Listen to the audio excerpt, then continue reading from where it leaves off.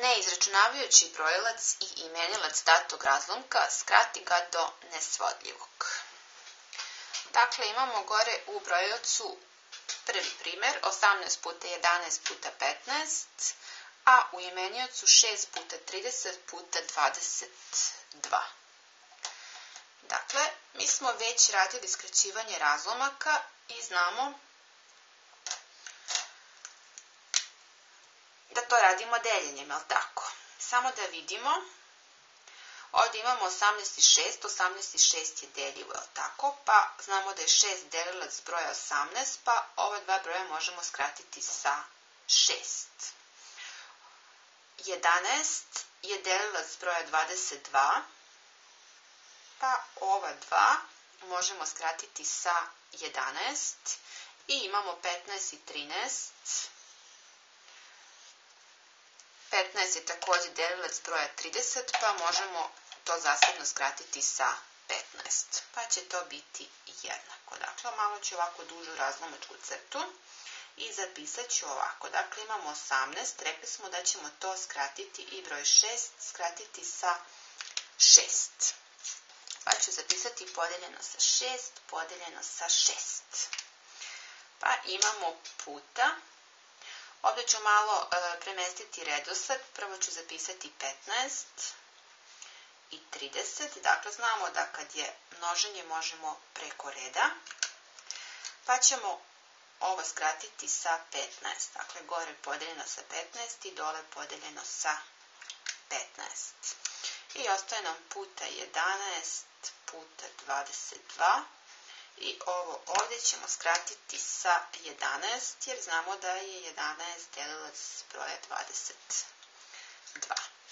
Pa će ovo dalje biti jednako. 18 podeljeno sa 6 je 3. Pa imamo puta 15 podeljeno sa 15 je 1 i puta 11 podeljeno sa 11 je 1. Razlomačka crta. Dakle, sad samo delim ove brojeve. 6 podeljeno sa 6 je 1, pa imamo puta 30 podeljeno sa 15 je 2 i imamo puta 22 podeljeno sa 11 je 2. I ovo je jednako, 3 puta 1 puta 1 je 3 i 2 puta 2 puta 1 je 4. Dakle, dobila sam 3/4. Ovaj zadatak ste mogli i da rešite skraćivanjem na drugačiji način. Recimo, zapisat ću ovde ponovo ovaj razlomak. 6 puta 30 puta 22. Dakle, mogli smo to i ovako. Dakle, da krenemo da skraćujemo ono što možemo. Pa recimo, skratimo 11 22. 22 podeljeno sa 11 je 2, ovdje će ostati samo 2. Skratimo 15 i 30, 30 podeljeno sa 15 u stvari je 2, pa će ovdje ostati 2. Skratimo 18 i 6, ovdje će ostati 3. I onda samo ovo izmnožimo. Dakle, imamo 3/4. 3 gore i 2 puta 2 je 4, dakle dobili smo isti rezultat. Ajmo i ovaj sljedeći primjer da odredimo na oba ova načina. Pa prvo imamo 17 puta 4 puta 15 kroz 16 puta 51 puta 5. I ovdje možemo da primetimo da je 5 delilac broja 15, je li tako? Znamo da je 4 delilac broja 16. I 17 je delilac broja 51. Pa ćemo to zapisati ovako. Dakle, to je jednako, razlomačka crta.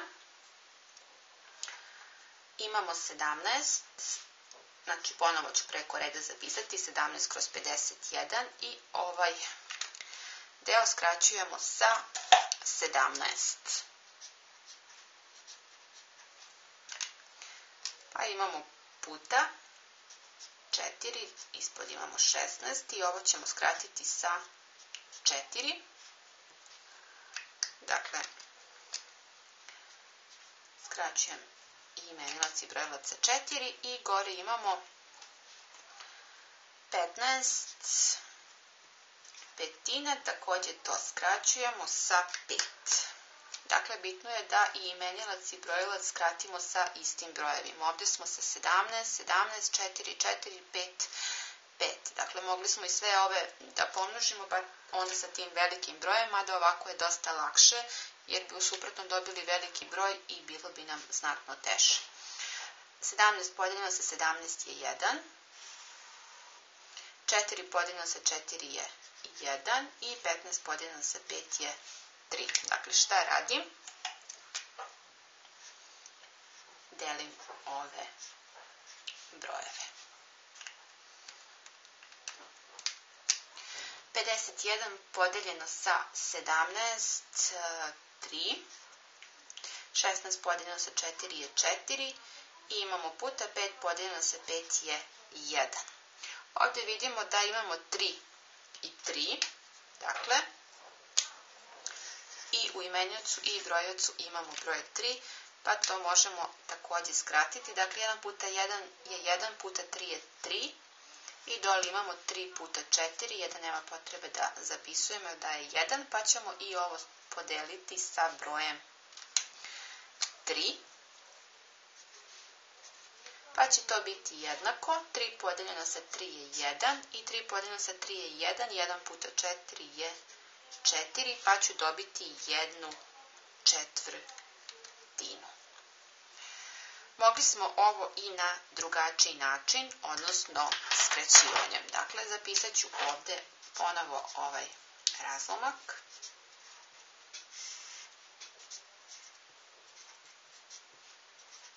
Ono što morate da znate da ovo skraćivanje može da se radi samo kada imamo množenje.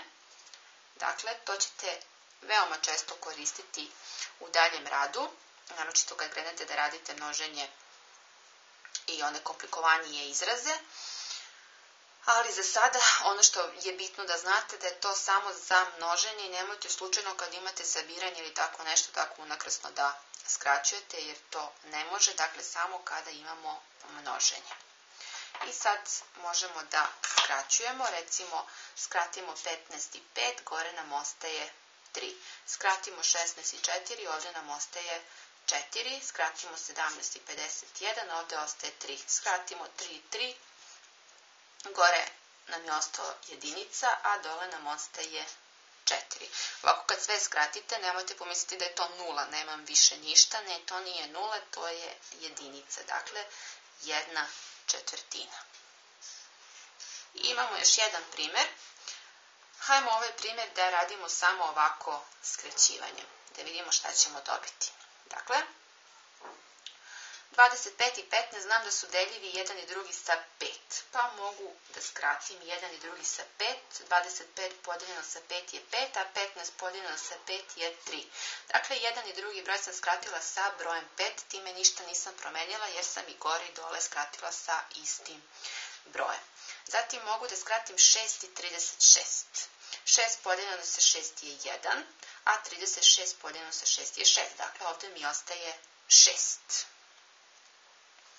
S obzirom da imam 3 i 6, mogu da skratim 3 i 6, ovde ću dobiti 2. S obzirom da je 2 puta 3, 6, dakle ostaje mi samo 2.